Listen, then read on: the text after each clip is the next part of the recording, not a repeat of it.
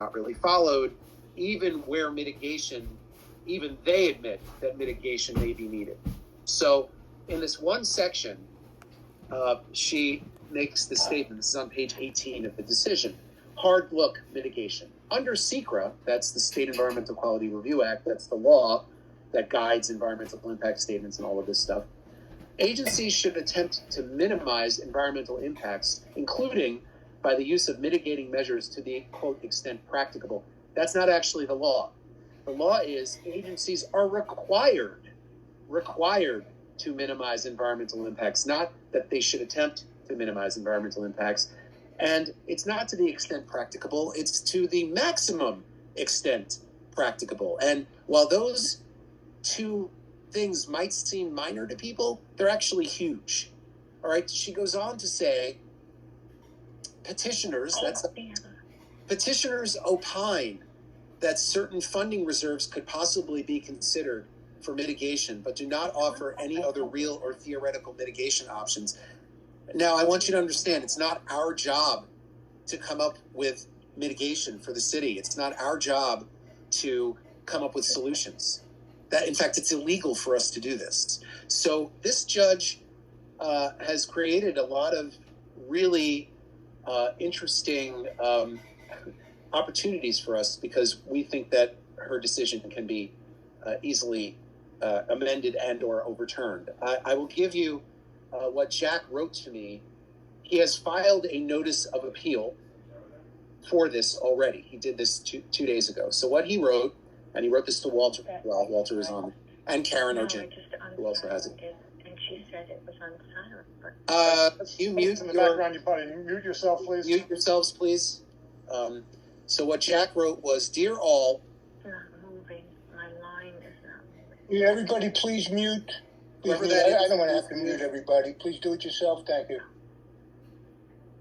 Dear all, I have now had an opportunity to review the court's decision. It is my opinion that there are many vulnerable areas that can be addressed on appeal, particularly the court's failure to recognize the Court of Appeals controlling decision in Webster Associates versus Town of Webster, which, I have not looked at that case, but maybe Walter's already looked at it, which mandates that. Okay. Whoever is talking, can you please mute yourself? Whoever it is, someone is not muted. I'm going through the list to see who was muted or who isn't muted. Okay. Oh, here it is. It's this person on the 917 number, 917-553-1061. Please mute yourself. Okay.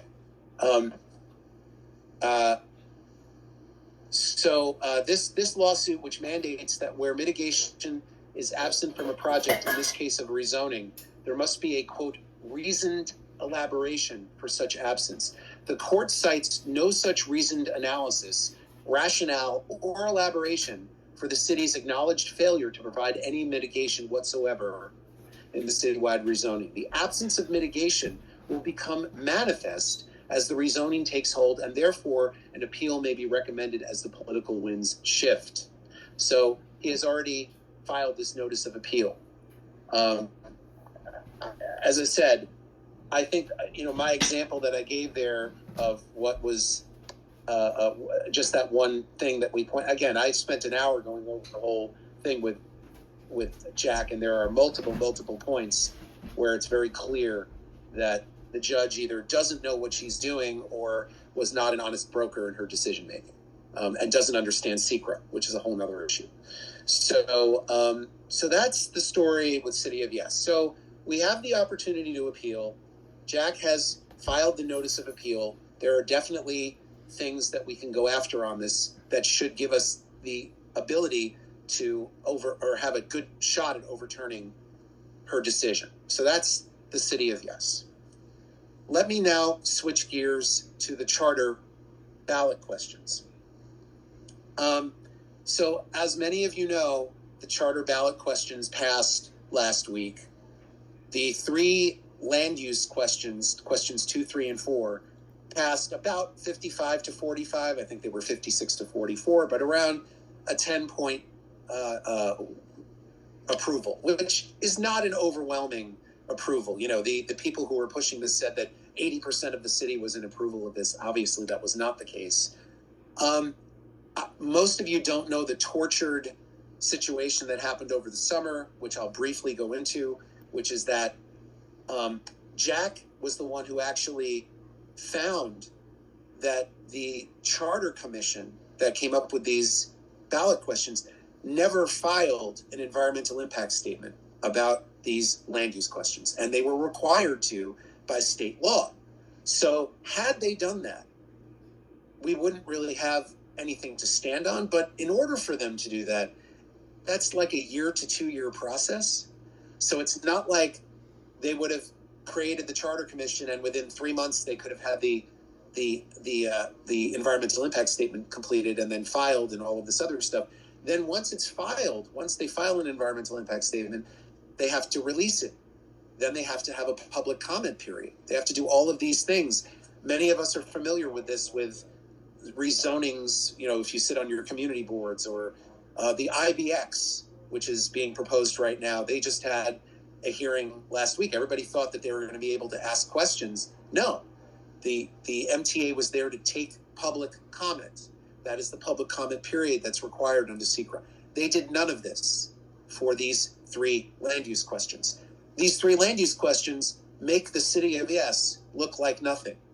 Question number 3 in particular now has created a situation where any single property can be rezoned, right? We used to call this spot zoning. It's actually illegal according to the state of New York. Well, the voters just made it legal according to this, because now any developer, for example, in a low density neighborhood can buy a 40 by 100 or a 50 by 100 single family home on a piece of property and file what's called an expedited land use review procedure, an ELRB proposal to build a 4-story apartment building on that one family home property.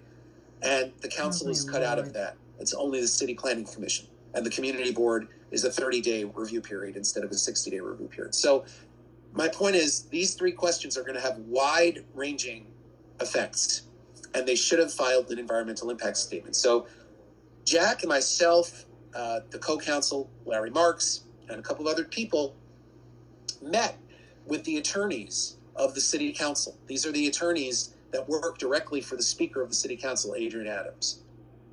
And we laid it all out for them and said, this was at the beginning of August. If you file this lawsuit, we can knock these questions off the ballot in a week, because any judge who looks at this is going to understand that this is an environmental secret case that's violating the law. And the city council attorneys, at the direction of the speaker, said, no, we're not interested in doing that. We want to do a public education campaign. And many of you may have seen that. That was the mailers that they put out. And the few people, they were sending people to community boards and stuff like that to tell people how bad the questions were. That's all they did. That was their entire effort to try to stop these questions.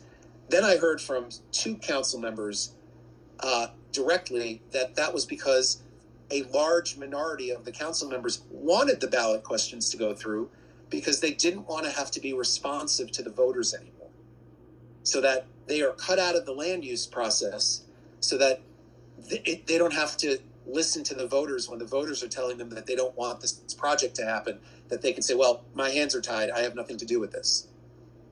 So that's a whole nother political dimension of this, which is very disturbing. But the council didn't do anything. They did nothing besides this public education program. We decided to file, Jack, myself, Warren is a plaintiff, the Queens Civic Congress is a plaintiff, very small number of people. Many of you know I reached out to all of you because Jack said, talk to everybody. And then once I talked to everybody, he decided only to put about 20 of us as plaintiffs, including myself. I didn't even want to be a plaintiff, and he put me on it. So we filed on September 30th. We had a press conference on the steps of City Hall. And on the 15th of October, we went to court. 3 days before we went to court, they changed judges on us. And Larry Marks, who's the co-counsel for us, said, oh, that's normal. They do this all the time. And I looked up this judge, and I said, this isn't normal. The judge is a guy named Jeffrey Perlman. Jeffrey Perlman was put on the bench by Kathy Hochul a year and a half ago. God. Before he was put on the bench, he was Kathy Hochul's special counsel. And before he was Kathy Hochul's special counsel, he was David Patterson's special counsel. Before he was David Patterson's special counsel, he was Andrea Stewart-Cousins, who's the state Senate majority leader. He was her counsel. And his job, and many of you may know this, his job was to throw people off the ballot. That was his job before he became a judge. So they categorized our environmental lawsuit as an election law case. And they flipped it to him because he's the designated person to hear election law cases. And I can tell you, I was at the hearing. Within 1 minute of Jack speaking, this judge started attacking him from the bench. And this went on for an hour and a half. I mean, he was acting like a prosecutor. It was really incredible. And he just stood there and said, this is an election law case. You lost your statute of limitations is over. You had 1 week to do this. And Jack said, no, we have 120 days. It's an environmental case. No. You're stopping the voters from making a decision. This is wrong. All of this stuff. And this went on for an hour and a half. It was crazy, to be honest. Jack said to me in 40 years of doing this, he had never been treated this way by a judge. And he filed a notice of appeal immediately. One of the cases that we rely on for this particular lawsuit is a case called Tri-County. And it has to do, and again, I won't get into the weeds here too much, but it has to do with a ballot proposal measure where they tried to create a bunch of new sewer districts upstate.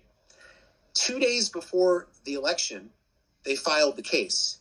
And it wasn't decided until the Court of Appeals, and went all the way up to the Court of Appeals, decided it 4 months after it had passed by the voters. And it was overturned by the Court of Appeals because they never filed an environmental impact statement. It's the same exact thing.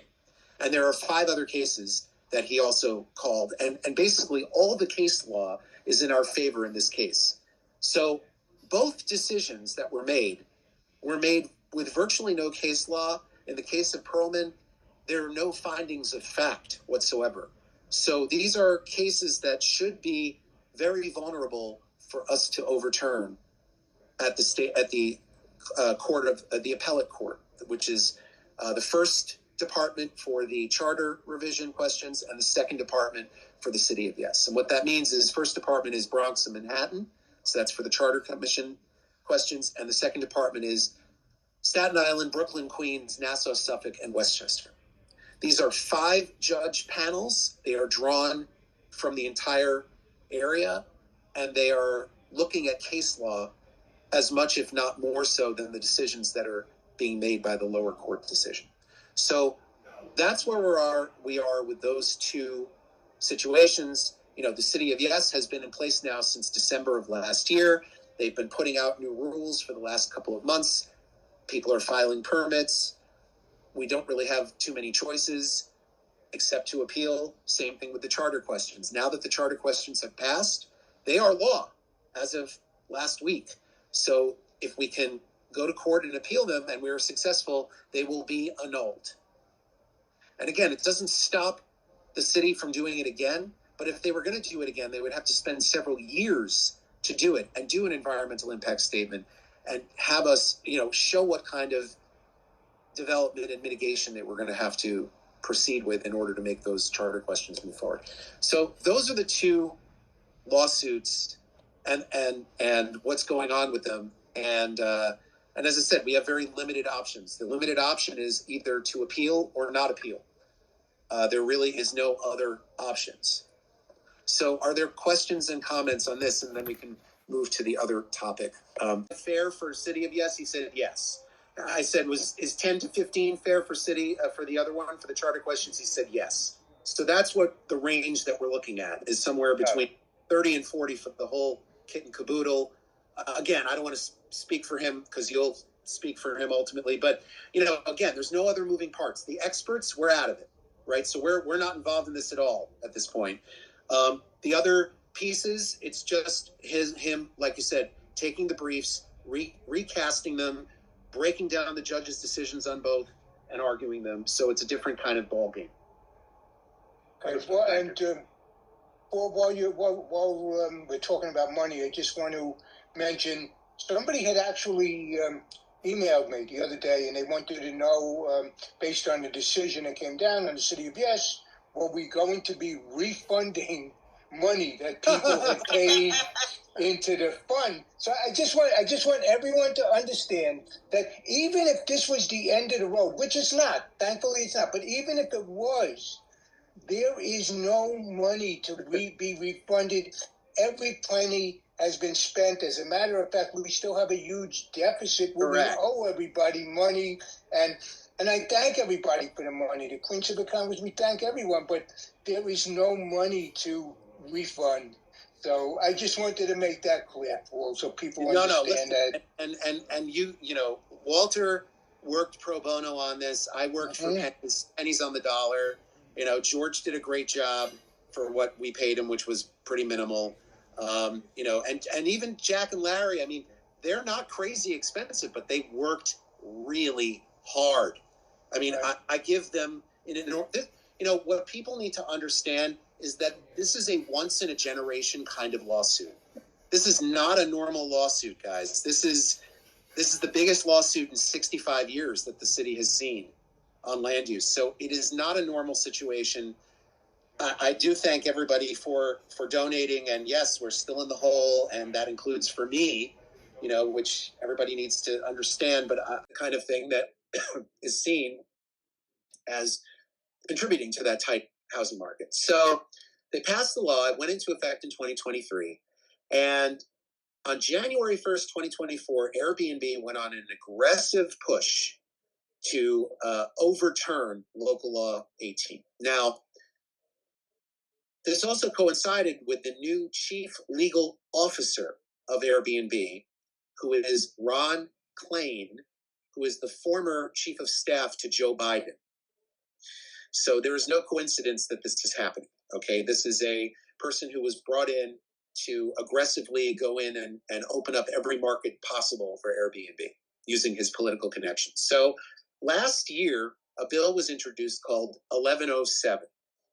This bill was introduced, and the bill was essentially bottled up in committee by the council person who introduced it.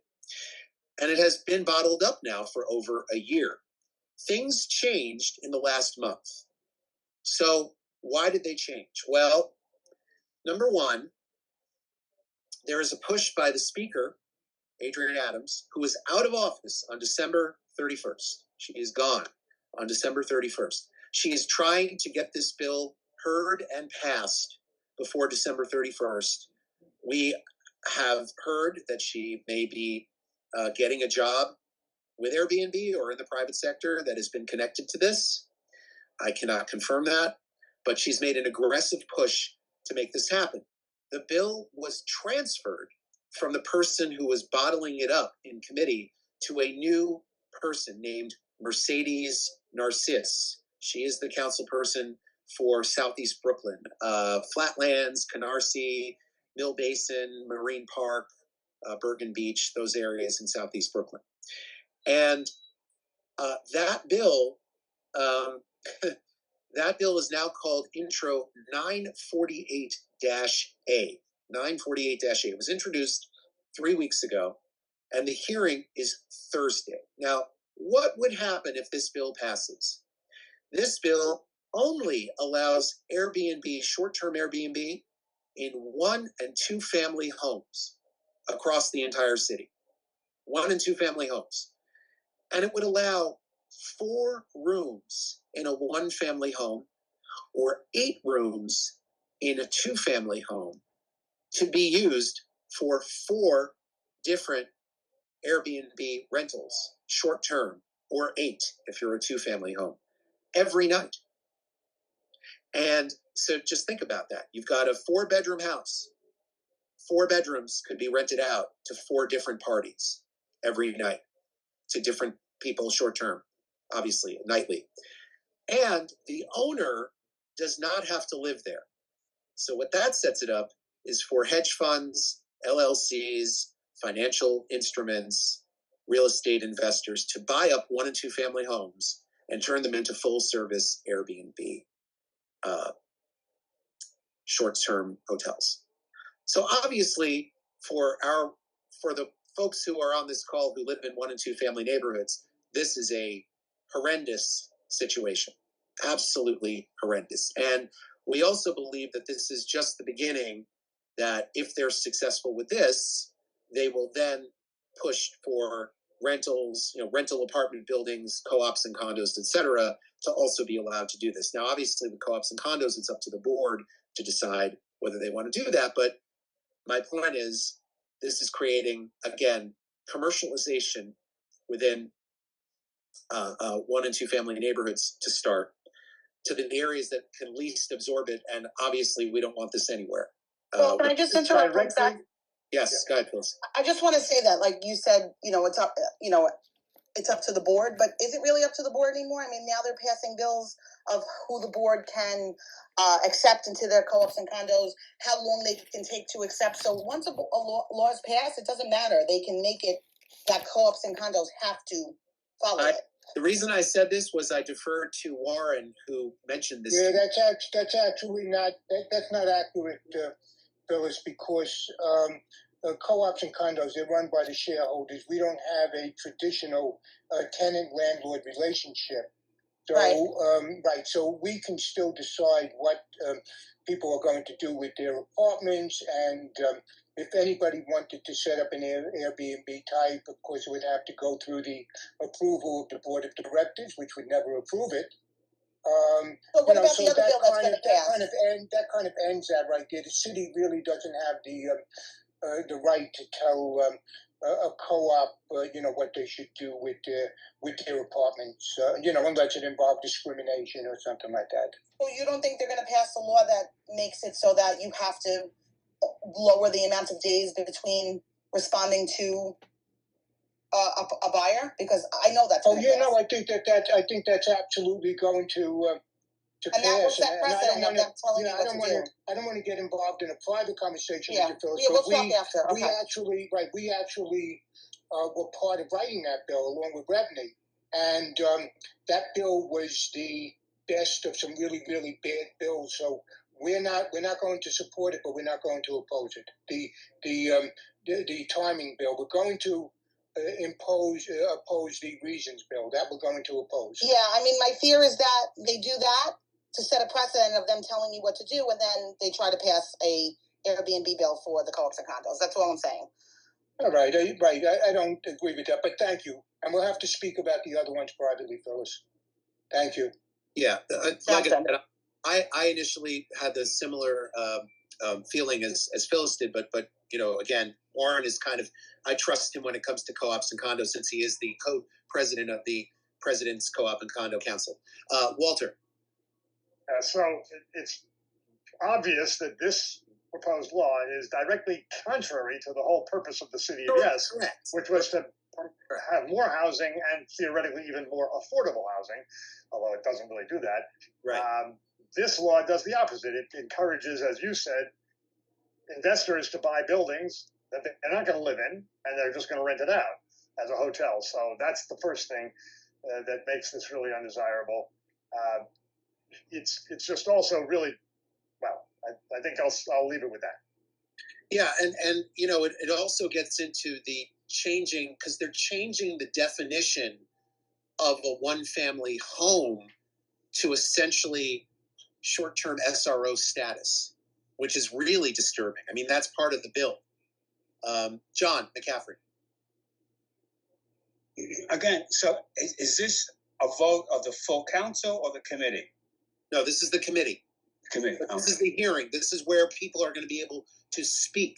So I highly recommend, if you saw my Save One Family, sign up to speak. You can do it by Zoom or you can do it in person, but speak, because once it gets out of committee, if it gets killed in committee, that's the end of it. But if it goes from committee, it's going to then go to the full council. You will not be able to speak once it gets to the full council. This is your opportunity to speak. Show directions on what to do on the Save One Family.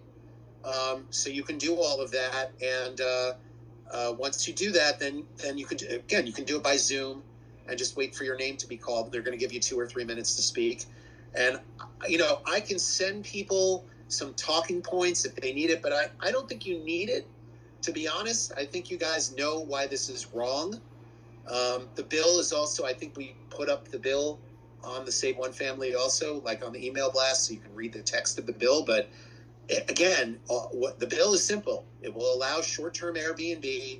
It will change the definition of family and occupancy to up to 4 adults to rent on a short-term basis, and then 1 family and 8 adults in a 2-family. For 4 separate rooms or 8 rooms per night, and the owner does not have to be there. So, it's kind of crazy. There are talk. It's funny. We have an unusual ally in all of this, the Hotel Trades Council, because they're terrified of this bill going through, because this will destroy the hotel industry. So they have a whole list of talking points, which I can forward to everybody. I'm happy to do that. Their talking points are a little more esoteric than I think ours are. I think ours are really straightforward. We don't want this in our 1 and 2 family neighborhoods. I think it's nuts. But if you want to go into some of the other stuff that they talk about, that's fine too. But remember, everybody's going to get 2 or 3 minutes to speak. So, and again, I think it's terrible precedent to allow this, because it's just going to set up a whole system that is then there's going to be the next step, which is going to be to do rental.